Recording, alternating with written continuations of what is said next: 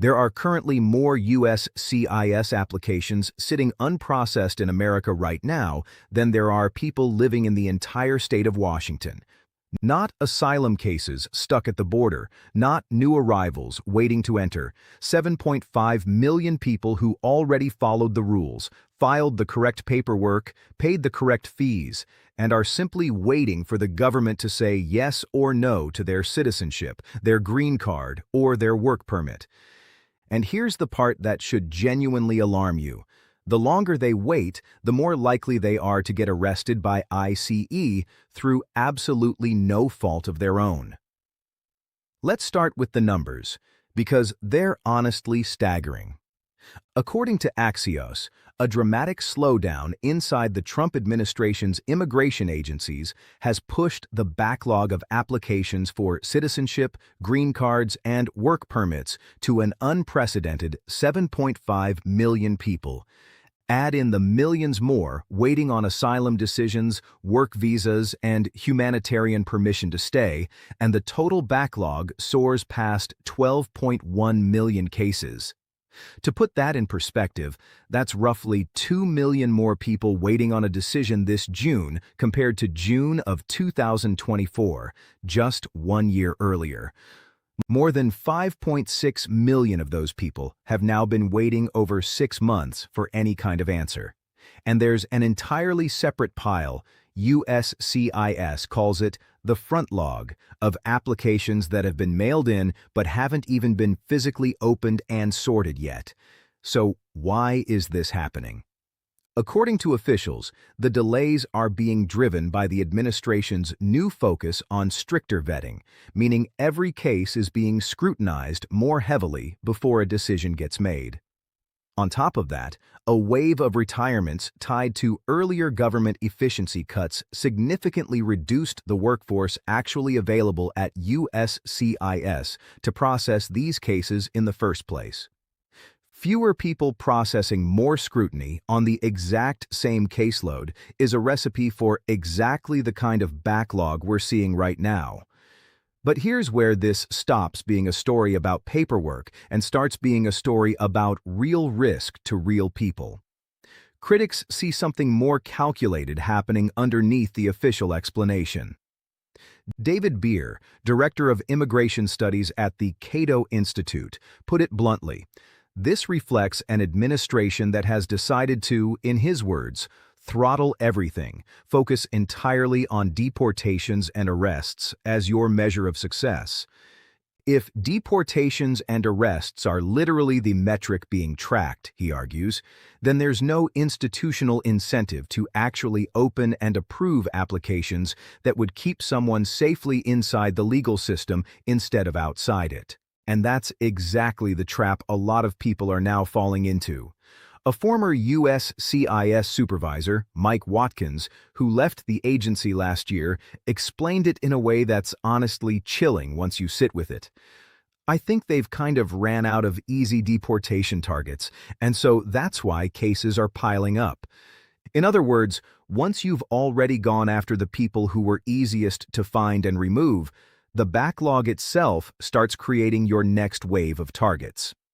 People who filed everything correctly, who did exactly what they were told to do, are ending up on ICE's radar simply because their paperwork is stuck in a drawer somewhere, not because they did anything wrong. Let's actually picture what this looks like for one real family, because the statistics can start to blur together after a while. Imagine someone who filed their green card renewal 8 months ago, exactly on time, with every document in order, and paid every fee in full. Under normal processing times, that renewal would have been decided months ago. Instead, it's sitting somewhere in that 12 million case pile, and their previous card technically expired while they waited. They didn't do anything wrong. They didn't miss a deadline. They simply got caught in a system that's now taking nearly double the time it used to.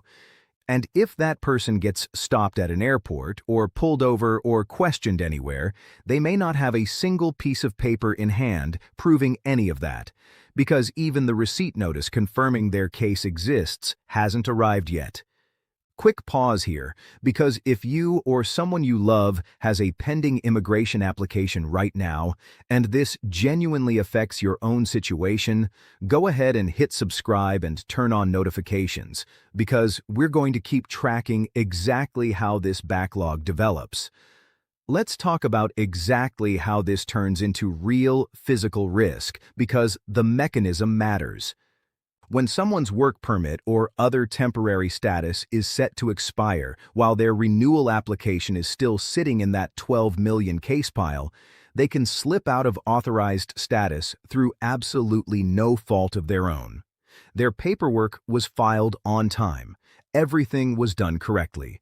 But if USCIS simply hasn't gotten to it yet, that gap in status can be enough to put them on ICE's radar, and the numbers back this up directly.